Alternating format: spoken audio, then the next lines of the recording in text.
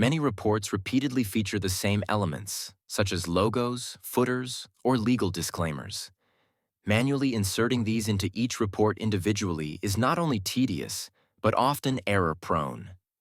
Even small changes often mean that every single file has to be readjusted. With List and Label, this is much easier thanks to Project Includes. The feature is included in the Web Report Designer, the Classic Desktop Designer, and the cross-platform variant from version 31. The big advantage? Everything is centrally stored, for web reporting in the repository, for desktop reporting in the respective project file.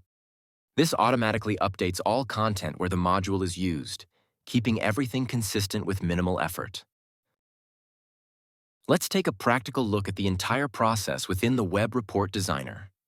To do this, I'll create a new report project here and add a logo and a signature.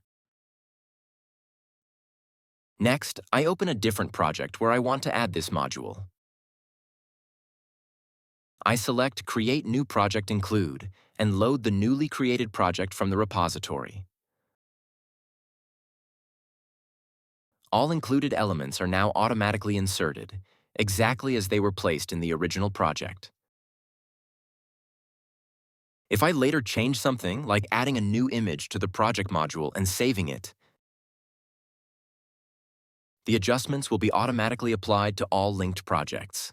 The newly inserted image will therefore appear everywhere the Project Include is utilized. Of course, this feature works not only in the Web Report Designer, but also in the Classic Desktop Designer. Here I will also create a new project file and also insert a logo and a signature.